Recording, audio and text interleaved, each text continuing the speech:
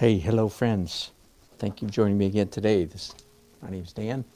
This is Daily Art Adventure number 832. Do you like my repaired clapper? I put a Band-Aid on it. I broke it last week and then repaired it rather expertly, I think. That's sarcasm. But it's got lots of character. I like that. I was right on the verge of ordering a new one and said, what the heck? Oh. Broken and repaired fits my shtick a lot better than never broken.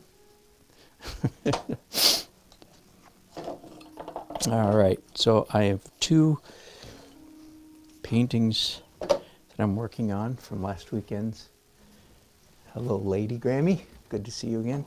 The first one, here's the photograph that I'm working from. Very nice photograph. Supplied to me by the photographer from the wedding. Thank you very much. And I'll show you that again. I worked on this in Photoshop just a little bit to make it the same ratio as the canvas. That's a big help. And that's a good tip for those of you who are working from photographs. If you can, make it the same ratio as your canvas. So the top part of that, top part of the photograph, the image, the scene is very cool, decidedly cool. I'm saying that all wrong. It's decidedly warm. Therefore, I am painting it cool. There, that's what I meant to say. You knew that anyway, didn't you? The top of the photograph, the top of the scene, the image, is warm. Therefore, I'm doing especially cool abstract up there. And the very first thing that I did, that you saw me before I started talking, was I made marks with these watercolor sticks. Nice product. It's the same as what's in a watercolor pencil, if you're familiar with that. And it's almost the same as what you get in a cake of watercolor. You know, like you were when you were kids, watercolor came in pans, right? It's very similar to that, except it's just in a stick form, so you can use it like a pastel, except it's watercolor. So then when I put water on it, I get all these lovely watercolor-ish effects. And the bottom part of the photograph is more cool, therefore warm. All right, so for you regulars, I'm boring you to tears. I guess you wouldn't keep coming back if you were really tearful. But anyway, that's just in case anybody new comes along and watches this video. I want to explain my rationale. So I start out my paintings almost always, and this has been for the last year and a half or two, something like that. I start my paintings with these crazy abstract marks, and I have no idea which of these marks, again, forgive me, you regulars, and you say it after me, I have no idea which of these marks are going to be visible in the finished painting. Therefore, it behooves me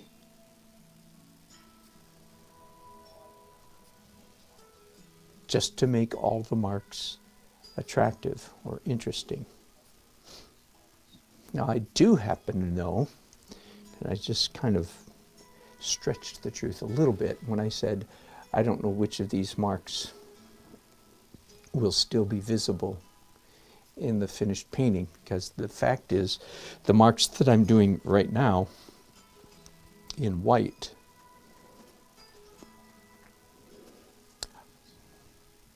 will almost certainly be visible in the finished painting, not as white marks, but as texture. So because the white that I'm using I'm applying it more heavily, and so it's leaving a mark on the canvas that will almost certainly be visible to the very end of the painting process. And I think that's good enough, except that for some reason I've got a hankering. I go from Old English. It behooves me. I go from Old English to Middle Texas.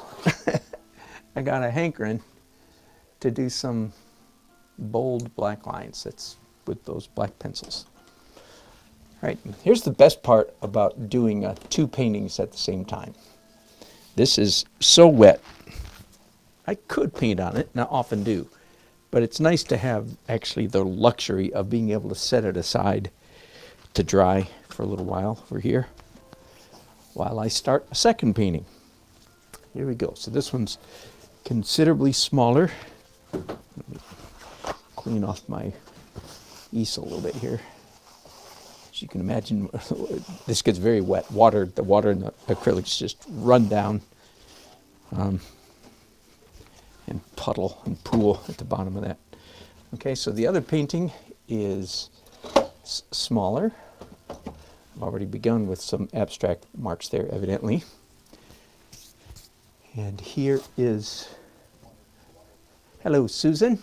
Good to have you here. Here is the image. Here, tell you what, I'm going to put this right here and zoom in like that. How about that? So this is the father-daughter dance. Both of these are the wedding that I painted at last Saturday. In fact, did I bring? Yeah, here's the finished painting from last Saturday. Hang on just a second. Let me back up. Well, there's a close-up of the portraits. I'm very happy with the finished faces there. The likeness is pretty much dead on, I would say.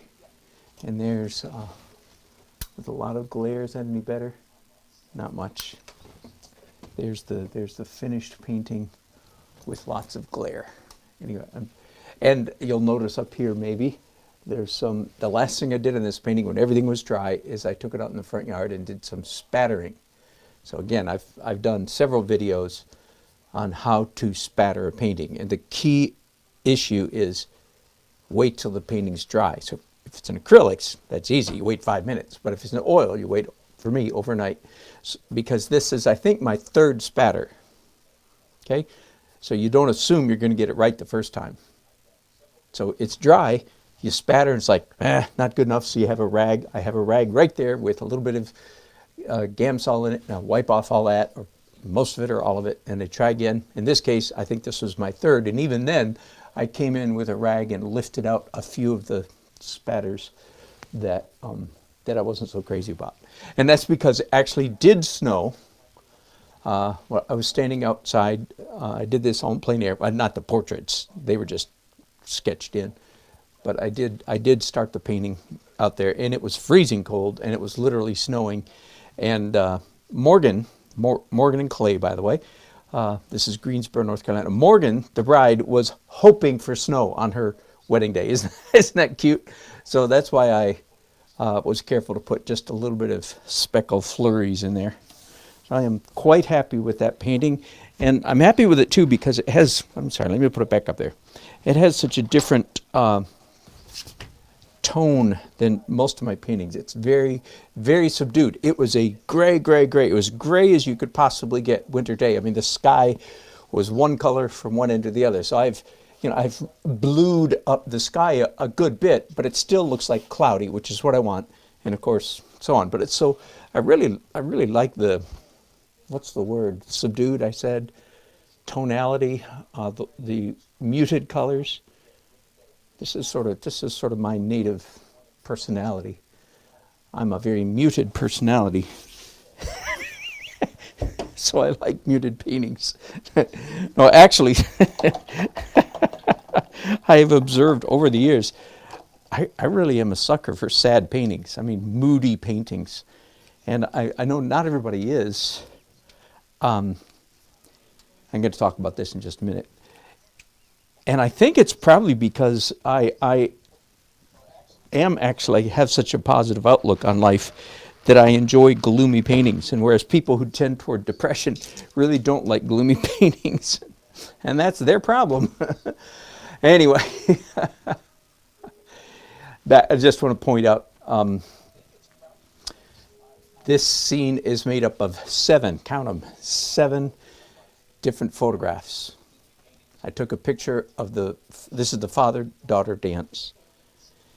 And obviously I took all these pictures. But that's one photograph, is them. But I put a different head on her. Ironically, don't tell anybody, but it's the same head that I used to paint the painting I just showed you. So I'm painting her twice from the same angle. That should help, right? You would think.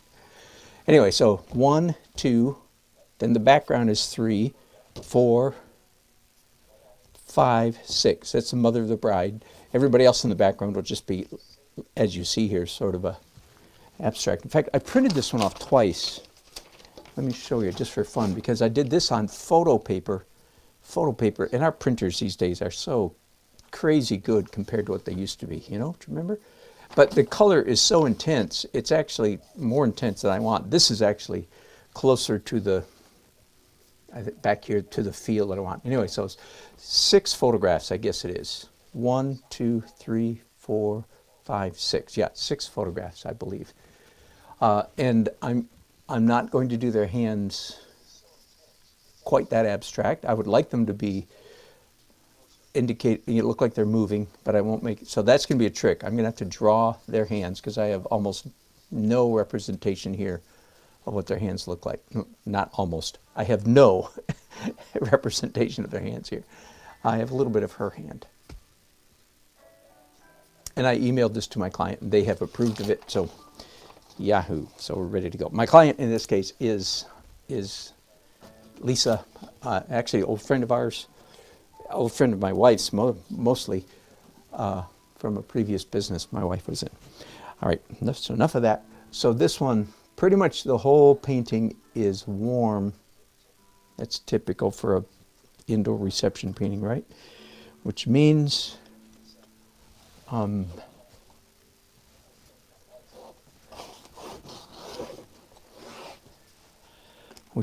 want most of the painting to be, most of the abstract underneath to be cool. There is a little bit of cool colors right here and up here. All right, again, for you newcomers, are you catching this? Now, I haven't explained why do I do this. Maybe I'll do that if I get ambitious, but at the moment, I don't.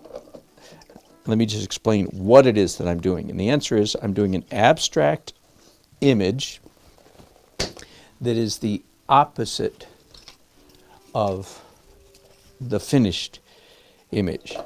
Opposite in marks, like there's a bride, daughter, not bride and father of the bride, vertical shapes right here. So I don't have any vertical marks in the abstract. Does that make sense? There's a big table right here, so I probably won't do a table-shaped mark. You understand? The bride's dress is a big triangle down here, so I've got these marks going across the triangle. So opposite in shape. I keep just about dipping my brush in my Turpenoid over, or Gamsol it is, over here. So let me get this out of the way. Sorry. I'm going to forget one of these moments and in fact dip my brushes in my, so let's hang on just a second. Put water in that bucket so I can use it then. This is one of my simplest easel inventions. Can you see it down there? Not quite. Hang on. Since I started this subject, I might as well let you look at it then. When I bought this easel, I did several things to modify it right off the bat. I added, this is a sandwich, 2 pieces of wood right here with a little lip underneath, quarter round. Then I added this piece here that just goes along the bottom, has a hook there, a screw, a hook there. This is my bag of rags. I added this hook. I drilled all these holes so I can stick brushes. Real simple stuff. Again, this is of all my easels, this is the one that is most stock. But okay, let me talk for a minute. So I guess people that manufacture easels, I don't know what they think, frankly. I guess they think you're going to do something like that. Which is, sorry, that just makes me laugh. First of all, it only works if you're a little pussyfooter, tongue painter, right? I'm sorry to be insulting some of you, but you guys who want to get loose, well, quit using brushes this size, right? So anyway, but clearly they made this easel for people like you, so there's no room for brush there. So anyway, but this is really simple. All I do is take a couple clipboards. This one actually has a piece of tape along the edge with a little lip. I mean, how high tech is that? The answer is not very. So a couple clipboards, and later on when I'm doing oil painting, my palette, as you know, will sit right there and actually clip it onto the clipboard. Anyway, simple. And probably wasted your time showing it to you, but too late. Consider your time wasted. All right, back to the painting then. And since this is such a small painting,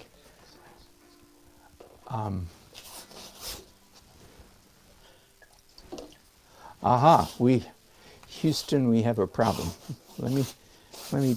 I just unwrapped this. This is not the other canvas I had gessoed. This canvas is just got the factory gesso on it. I didn't do any gesso on it, okay?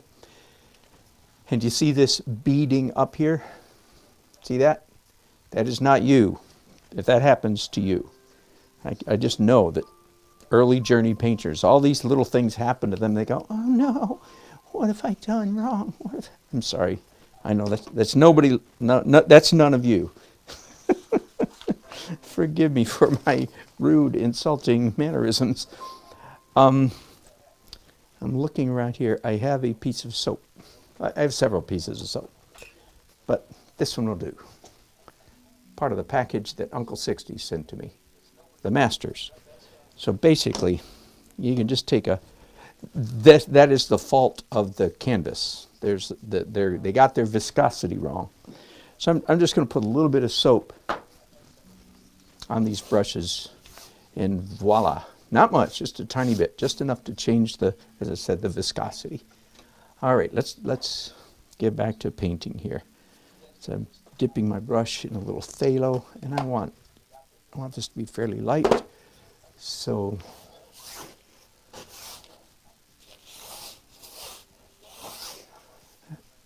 and by the way, you can tell sort of my taste, if you will, in abstract paintings. If you go to my website, dannelsonart.com, and look at my abstract paintings, I have couple hundred abstract paintings, because I do, in fact, very much, it's been a while since I have done any. I very much enjoy doing abstract painting. As you can imagine, I have opinions. I have opinions on the subject. Imagine that. I know that's a surprise to you. Now, I usually say I am a card-carrying, abstract painting snob. That is true, because there's so much abstract painting out there that I do not like at all. And I mean, in a word, it's the stupid abstract painting, where the soul of the person, I've never said it this way before, the soul of the artist went through no anxiety, transformation, anything. They just slap and run because they think that's how abstract painting is done. Or to be more precise, there's no intelligence indicated on the canvas. Now there's some abstract painters, part of the art establishment, who've made a very studied art of, on the other hand, they're expert at producing paintings that are very studied ugliness. And they have, in fact, used their intelligence to make their paintings appear as ugly as possible on purpose. And those people are the darlings, some of the darlings of the art establishment. I just saw one the other day.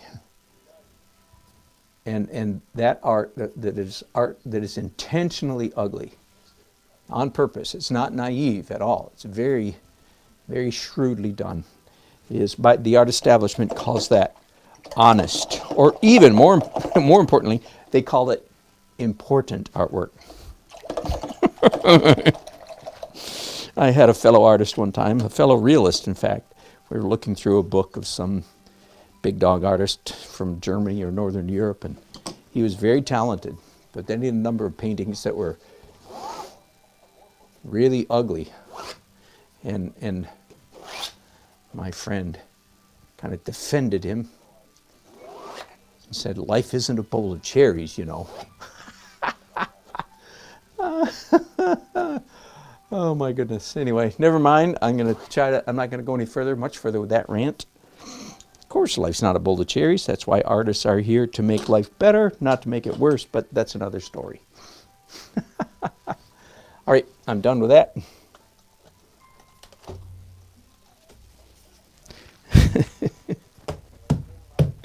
So, I mean, that's been very, very popular for the last 100 years and more. Popular that artists should create very, very ugly and depressing artwork.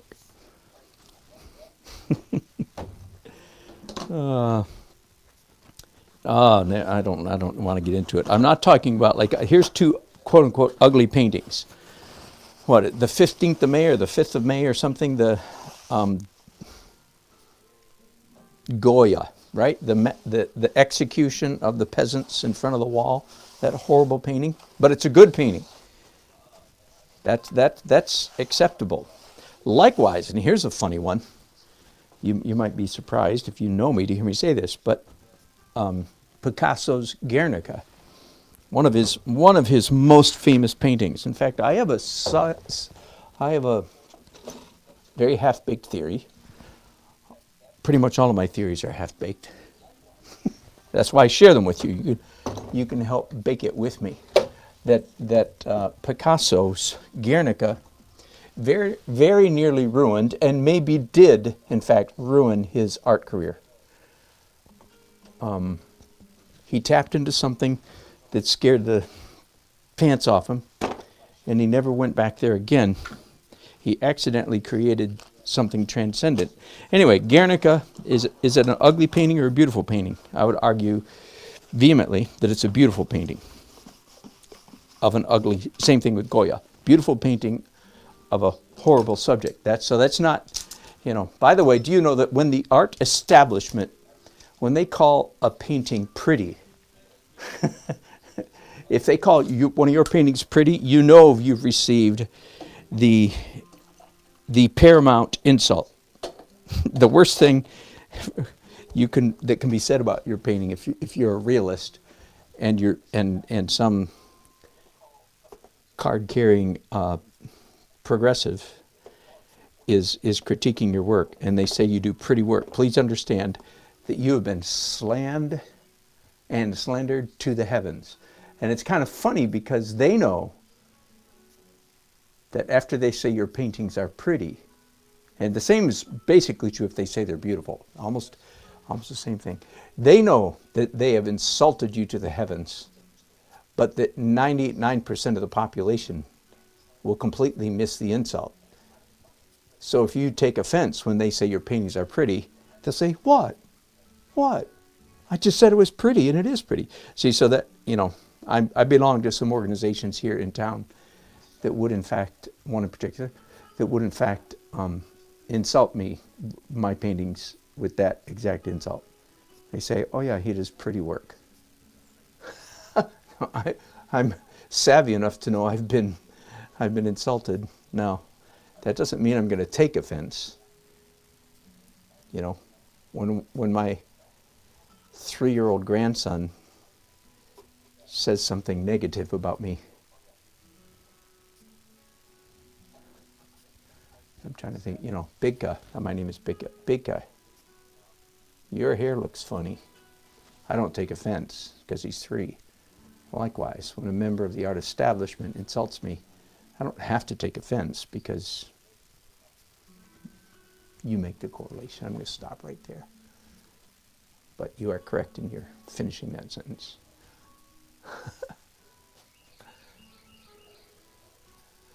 One of us is lost as a goose, and it ain't me. Philosophically, historically, artistically lost as a goose. And I am not the one who's lost. Anyway, how did I get on that? I don't know, but that was half a rant. Okay, just put me down for half a rant there. Not a whole rant. That was just a half one. I got whole ones saved up for later. Oh, that's right. I was talking about abstract artwork, wasn't I? And how I love good abstract painting. But there's so much abstract painting out there that is so not good, in my opinion, and my opinion's right. Just ask me. And of course, realism does not equal beautiful, and abstract does not equal ugly. The ugly, beautiful continuum is completely independent of the realism abstract continuum. In fact, as you know, I am more on the side of the abstract. Every painting, every realistic painting I do is a thinly veiled excuse for doing abstract things in the context of the quote-unquote realistic subject matter. You know that. Like right now I'm painting, let me show you my subject again. Right now I'm trying to paint the inside, big, beautiful inside of a big colonial church, okay? So right now I'm using colonial architecture as a thinly veiled excuse for purely abstract line, shape, value, texture, color, and so forth. Yes, sir? I want you to look at it before I take it off the jack. Ah, I can't do that very well. I'm right in the middle of broadcasting. How long you think? Probably an hour. That's not very good news, is it? Sorry, folks, I'm talking to my buddy Doug, who's working on something down in the driveway. Can you do it without me? I just wanted you to look at it before I take it off in case it doesn't hold or something. See if I missed anything. I trust you. I bet you didn't. Doug's really good at fixing stuff. All right. I'm sorry, man. I'm sorry. You hear me try it Yeah, if I hear you yell, my window's open, I can hear you. All the best to you. I bet it'll work. So the drawing that I'm doing right now, I talk about this all the time, so forgive me, you regulars. Speaking of regulars, hello, Lady Grammy, Susan, Jane, Hilaria. Hey, you're not a regular. Good to have you here. And Arts Adventures with Hamed. Afalasi. Well, hello. Good to have you here as well. Hello, Warren. Good to have you back again.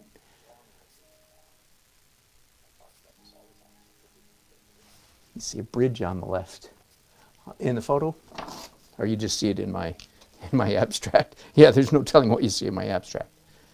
Yeah, no bridge here. Table, stair. But anyway, I'm not sure that's what you meant. But yeah, your eye can't help but see things in an abstract painting. But that is, of course, not the objective of an abstract painting. But still, you have to understand as an abstract painter that people are going to see pictures. Unless you go all the way like Hans Hofmann and just do flat, have I got the right name? Flat color field stuff, which is,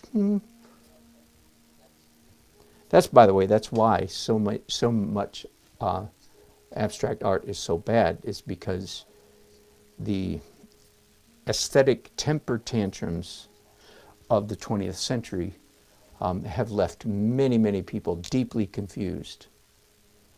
And the professors themselves are the most confused of all. Believe me? Anyway, don't believe me if you don't want to, but that's my humble opinion. and it's right.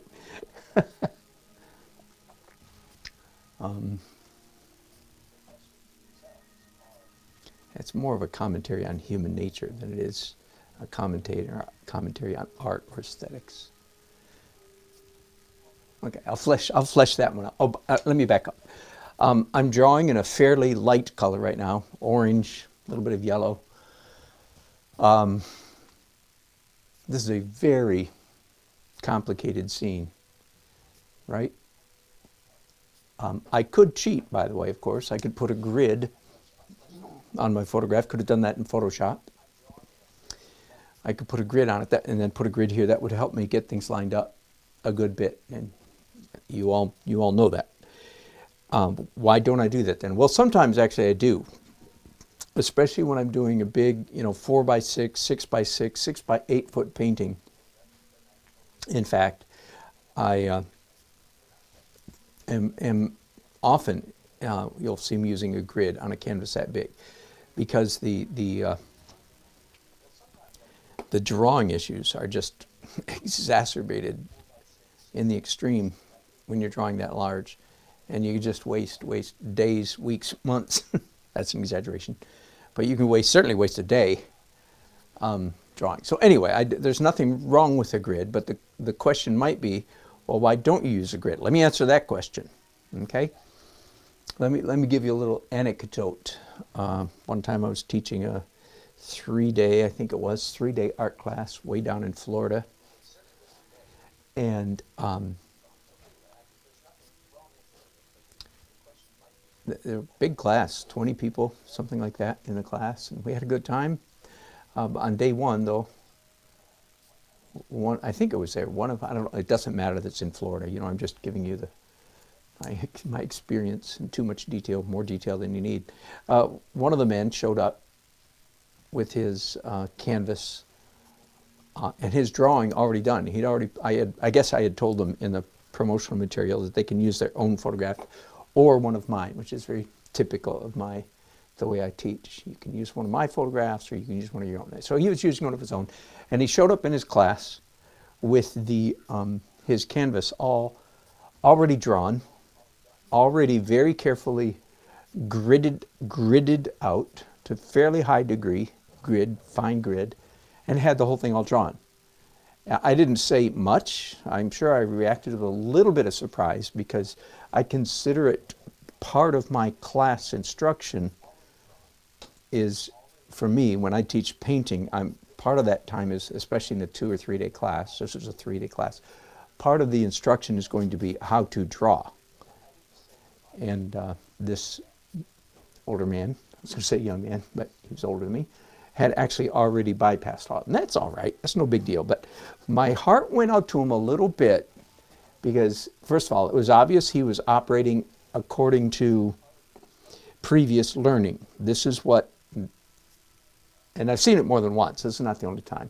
But this is what evidently this was what some previous teacher, how some previous teacher had taught him to overcome or to get around the struggles of drawing, was to do a grid. So I'm in the process of telling you why I don't usually use a grid. Let's on a 4x6, 6x6, 6x8 by 10 foot painting. And then often I do, even then, not always, but sometimes. Anyway, so what's wrong with using a grid? Well, again, so my heart went out to this man because I knew, first of all, I knew he wasn't a very good drawer. Well, there's no shame in that. Most of us are not very good drawers. Just depends how carefully you want to slice it. Like, I'm a pretty good drawer, right?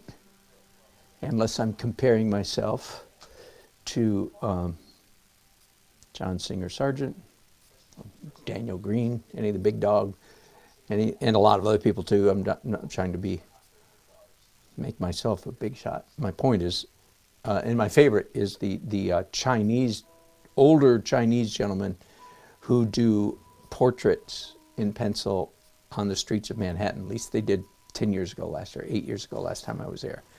There are all these Asian men. And of course, I'm an artist, so I kind of pay attention.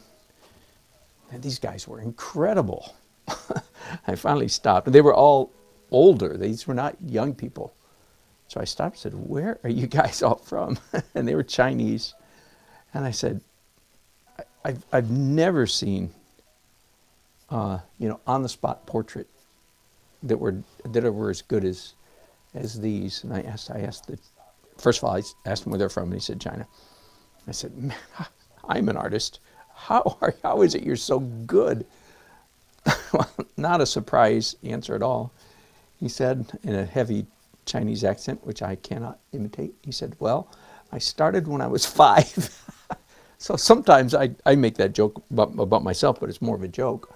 I say, I started, by the time I went up to kindergarten, I fancied myself an artist. That is true. But I won't know artists like these guys were artists. Anyway, so am I a good drawer? Yeah, but anyway, so we're all struggled to draw well. Got it? But my heart went up to this older gentleman who had already gridded out his canvas because that's what some previous teacher had told him how to do it. Okay, what's wrong with that? Some of you regulars, you all know the answer. What's wrong with that is that man will never get any better at his drawing. Then that's okay. I mean, life's too short. The goal is not to be a good drawer. The goal is to be a flourishing human being. It's, But if you want to be a good artist, come on. If you want to be a good artist, you have to get good at drawing. Now, forgive me, and forgive me, Jane. I know you're listening. Jane kind of said, "Wait a minute. What about?" I started too late to start all over. So forgive me. No, it's not quite as. I'm making a little bit overly black and white, aren't I? And maybe I'm talking especially young people. But anyway, and I know you all want to be good drawers. So anyway, that's why you don't grid, at least quickly. You don't grid too fast because you want to train your brain. You want smoke coming out your ears. No pain, no gain. If you're not working, you're not making progress. So by drawing in this manner, I am in fact working my brain and becoming a better artist. Now that doesn't mean I can't, like with portraits especially, I apply several, as you know, I apply several different cheat techniques in my portraits to make sure that I've got a likeness. If I'm just doing it for fun, that's one thing. But if somebody's paying me money to do a portrait, then they're paying me to get a likeness. So one way or the other, it's my job to, hang on, 1, 2, 3, 4, 5, 6, 7. So 1, 2, 3, 4, 5, 6, 7. Those are the men. A second, same number of women, I presume? Oh, no, false, wrong. Maybe somebody was sick. 1, 2, 3, 4, 5. Only 5 women.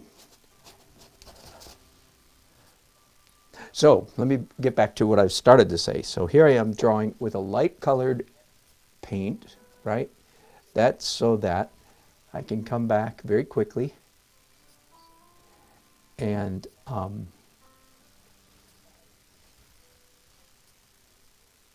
make changes with a darker colored paint, like red. And when I put red on the canvas, the orange will essentially disappear because your eye will see the dark color and will ignore the lighter color. All right, so that was a long way around, wasn't it, to just say something so simple. So start, and there's many ways that this same principle can be done. Like if you're doing a charcoal drawing, use vine charcoal, which is a very, very gray, not very dark charcoal. Use a vine charcoal first, and then come back with a charcoal pencil or charcoal stick, which is much, much darker than the vine charcoal. Same thing in watercolor. Anyway, there's a number of media where you can do this trick. And today, because let me see if any big questions I need to answer. Way to go, Lynn. Glad you can work at something. I think a lot of you guys do that, which is perfectly fine with me. Let me drone on in the background while you are productive doing something else. That's a good way to listen to me. I can drone away without ruining your lives. This is indeed what I'm doing right now is a big advantage of doing two paintings at the same time. So I just set aside the inside of the church painting. Now I'm going back to the, which I'm going to show you, back to the father-daughter dance.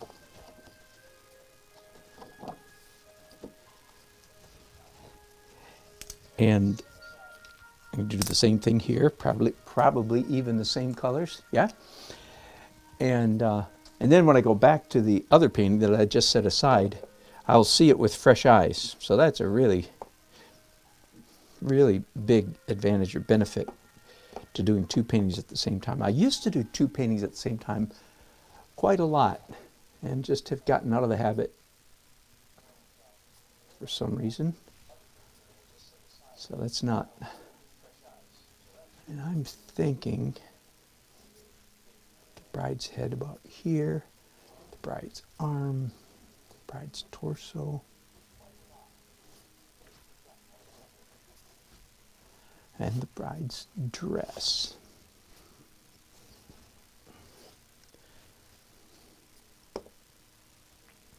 Then the father of the bride right here.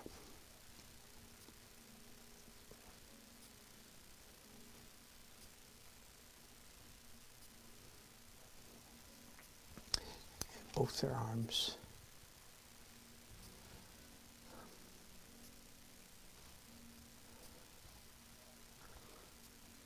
By the way, this is part of the reason you have to learn how to draw. Well, forgive me, I'm putting pressure on you again.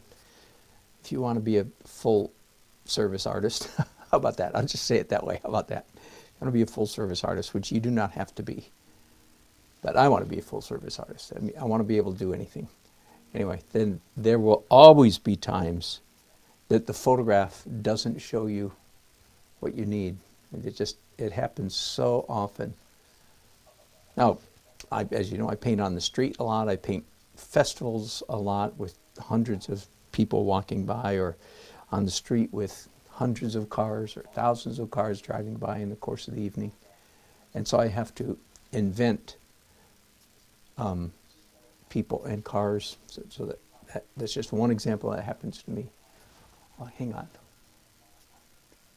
Whoops, that's wrong.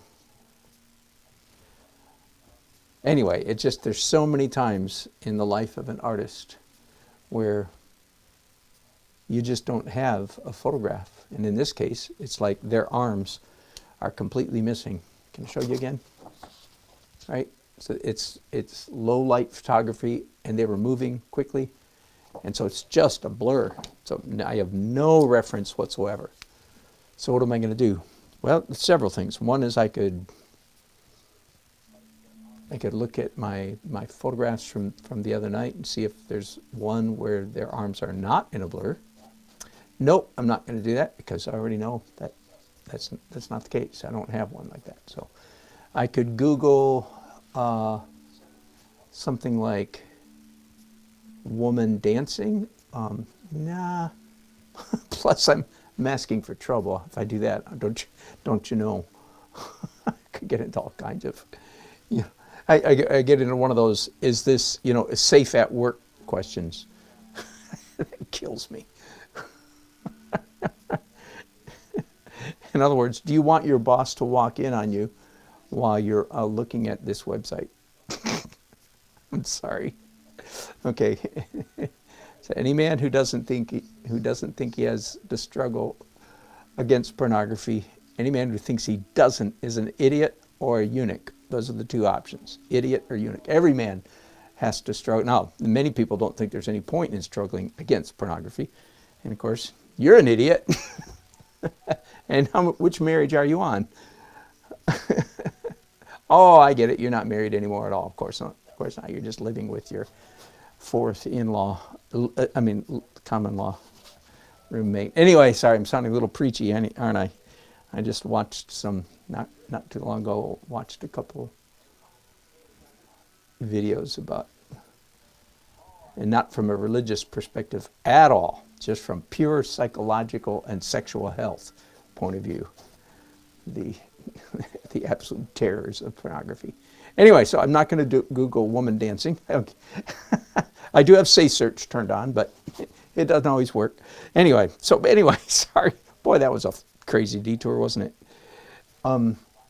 Anyway, so I would Google, ballet dancer with arm raised or something. Google ballet dancer arm raised. Truly, that's a good option, something like that. Anyway, I'll be looking, and that's one option. I probably won't do that one either. To tell you the truth, what I will probably do, I might do a quick sketch over on a piece of paper, and if I do, I'll bring you in on that process. I might work out the anatomy right here in sketch form.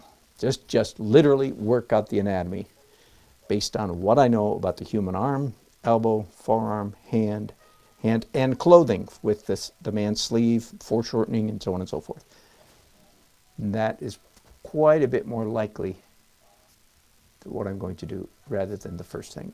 But I might, if I get frustrated. If I do that sketch thing, I will certainly bring you in on that process, because that could be interesting. All right, so I'm done now with, as you can see, this is much simpler than the first one. Just moving right along. Let's go back to the other one now.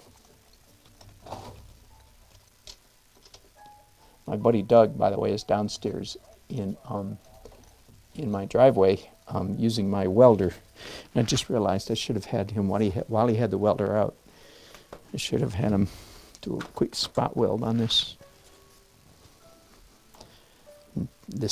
tightening nut. All right, so as I said a little while ago, and I don't know if I made it clear, I probably didn't. Too many rants. Nothing's clear around here. I rant too much. I'm now seeing this image, looking back at the photograph. Again, I've got my photograph taped over here. There's my two boys when they were in high school. So, in fact, this boy right here, David, just had a baby, his second child, yesterday morning. Yahoo! So we're all in a happy celebratory mood. Today is my daughter Melody's birthday. Happy 37th birthday to Melody. We're going to go down visit her tomorrow. And tomorrow is my birthday. And Melody's father-in-law's birthday. How about that? Me and the other father-in-law have birthdays on the same day. Anyway, boy, that was a detour, wasn't it? If those are my sons, then where are my daughters in high school? Okay, they're right back over here. There's Alicia, and there's Melody. Melody, we're going to see you tomorrow. Alicia, who lives with us. And sorry about the earthquake ride there. Alicia's already 37. My wife and I adopted two kids. We had a 10-year-old and an 8-year-old in 1993, and we adopted a 10-year-old and a 5-year-old. So that's why their ages are, the two girls are 5 months apart. All right. Talk about detours. Oh my goodness. I'm looking and thinking. Here, with a wideness, you can see me. Proof that I'm thinking. Because I've got my hand on my chin. tapping. That's really intense thinking. All right, enough of that. Enough of that foolishness. Let's do some other foolishness now.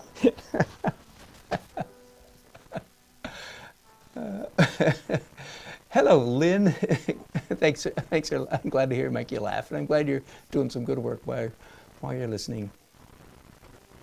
Yeah, give her a man arm. That's a great idea. Oh, Jane, good point. Make it blur, as in the style of Christian Hook. Oh boy, would that I could. First, that I had that ability, but I think I will try to make it blur-ish. I'm sorry, not this painting, the other one. But anyway, I will certainly try to do that.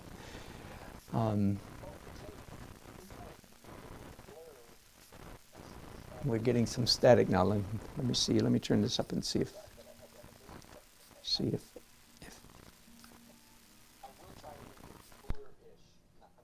Oh, you guys have been getting static all morning, and nobody complained about it. How sweet. All right, what I was thinking, what I was tapping my chin about here is how to do the next layer, the next phase. Because I can either paint with red, and that would still leave room for purple and maybe even blue. That's one option. Or I could do pencils right now and then do red. So I'm trying to decide which way I want to go.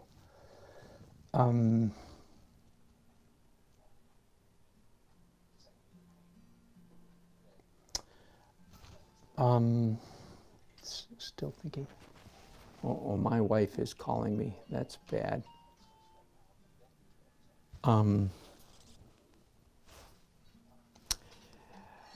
And you know what, folks? It might be important. So forgive me. Quick break. Wife, thanks. Bye.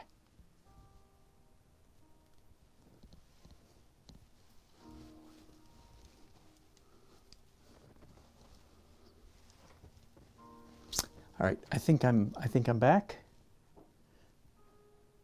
Yeah. All right.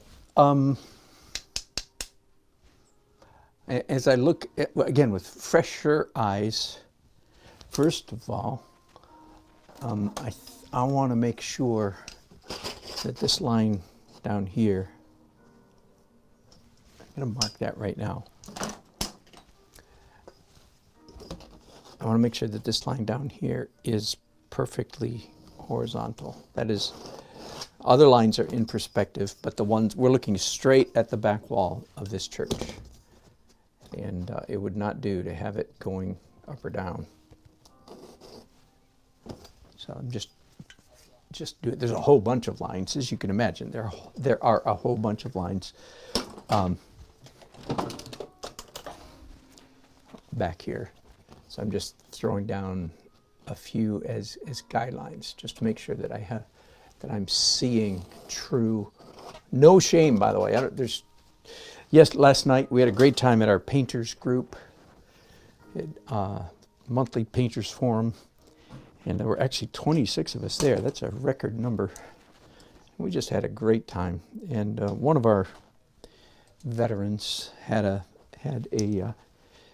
seascape, and I asked her if she used a T-square or something to get the horizon, and she had. It didn't look crooked. I just asked her.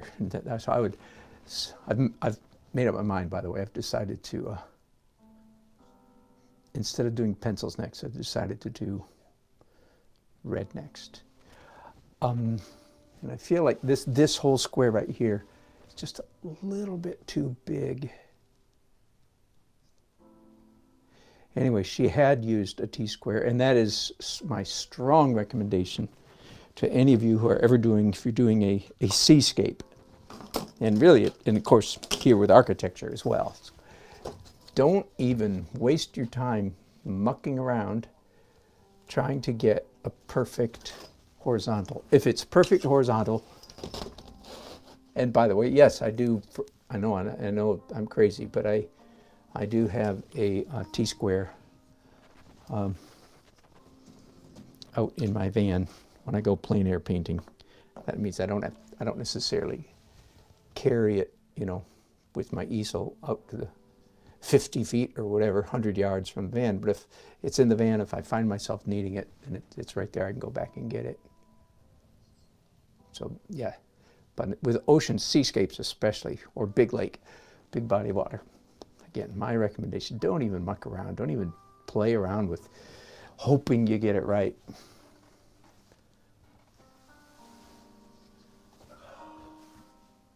One of my good friends, who's a super realistic painter, I mention him often, because every time I say anything mildly negative about super realistic painting, you have to understand that those criticisms, so to speak, are not tongue-in-cheek, but you have to take them in a certain context. Nothing wrong with super realistic painting. Not my, I don't think it's the best painting in the world. It's not my favorite painting in the world. Anyway, the ghost of David Stickle is always hovering over my right shoulder, I think.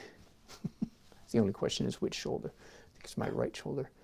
His ghost, he's not dead, but so his ghost is always hovering over me, saying, "Oh yeah, smartzo." The reason I'm mentioning him is he does a lot of architecture, and he's a super realistic painter. So I've actually sat beside him, and he's watercolor.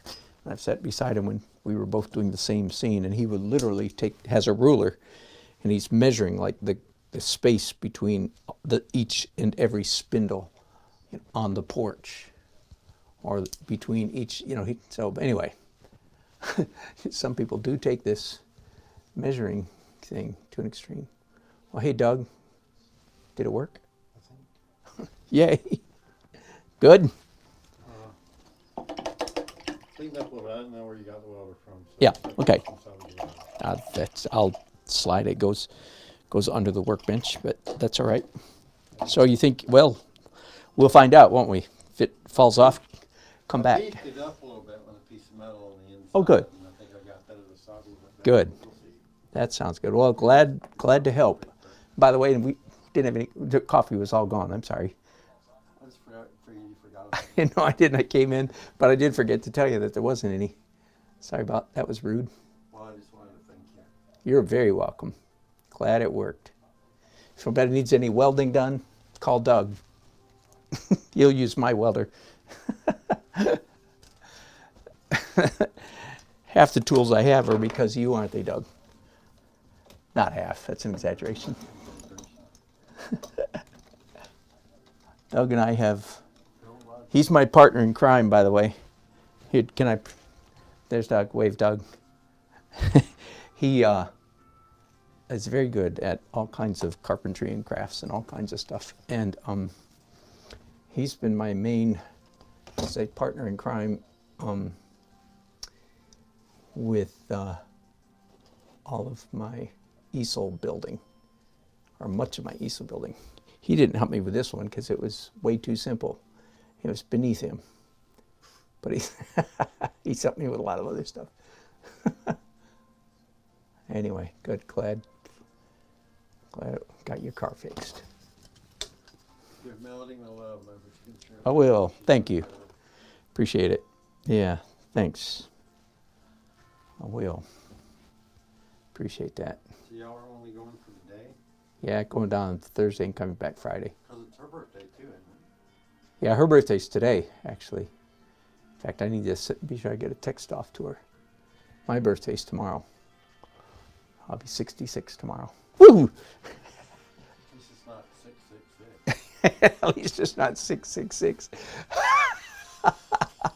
I turn into 2/3 of the Antichrist tomorrow. 666. I will just be advertising it, by the way. I wanted to tell you thank you. And You're welcome. I'll get out of your hair soon. That's all right. Good. Hope it works. I expect it will, since you did it. I hope so. Yeah. All right. Have a good day. All right, you'll just close. There's nobody here. Yeah. Oh, yeah. Okay. If there's nobody here, yeah, leave it open. There's nobody here. Thanks. Okay. See ya. I'll talk to you Monday or Tuesday. Sure, sure. All right.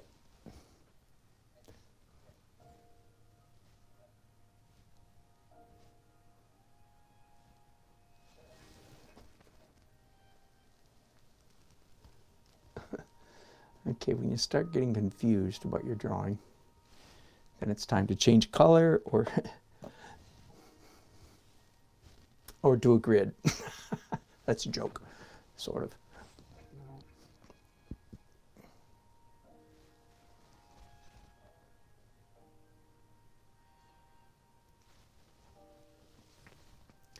Something's wrong with my drawing, and I'm trying to figure out what it is.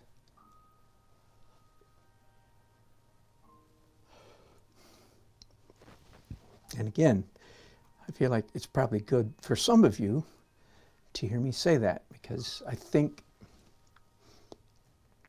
so many people just struggle with such a low self-image, and you think when you do something dumb, you feel like you're the only one, you feel like you're doing something wrong, you feel like something must be wrong with me, blah, blah, blah. No, no, no, no, no, no. It's all common humanity. We all struggle. And hey, let me give you, in fact, a little bit of in praise of artistic struggle. When I was an illustrator, as I probably talked about enough. Hang on just a second to measure something again. When I was an illustrator, and I'm very proud of my illustration career. I think the crack troops of the art world are in fact illustrators. So I'm not in the least. Whoops, here's a problem. It's not in the middle. Well, let's fix that right away. But the name of the game in the illustration world is speed, speed, speed. I mean, skill plus speed. You can't sacrifice quality, but it has to be done yesterday. That old joke. So in the world of illustration, you cheat all the time. I don't mean that in a literal sense, but in the colloquial sense of the word. You cheat all the time. That's just what you do. If you have to draw a church like this and you're an illustrator, you certainly do not do what you see me doing here. Sweat, strain, redraw, try again, try again, try again. Again, which is counterintuitive, because you would think, well, you still want to get the job done quickly, don't you? So why don't you just, grid, trace, project? And of course, as you probably know, many artists, in fact, do that. Many, many, many. But, big but coming up. Can you tell? There's a big but coming up. And I remember hearing this years and years ago, but I didn't believe it to the degree that I believe it now. That is, that the struggle of the artist to capture the image realistically, faithfully, is in fact part of the beauty of the finished painting. Now, again, none of this doesn't really count if you're a hyper-realist. If you're a hyper-realist, no, you just trace and project. You project and trace. Okay? So I'm not talking about that world at all. That's a completely different world. But if you're into the world of, again, what I snobbishly call real painting, and here the ghost of David Stickle is over my right shoulder again, and he's saying, "Is that so, smarty pants?" But again, I'm not gonna answer. I've answered that ghost enough, but I'm just going to talk again. In the world of real painting, a la Rembrandt,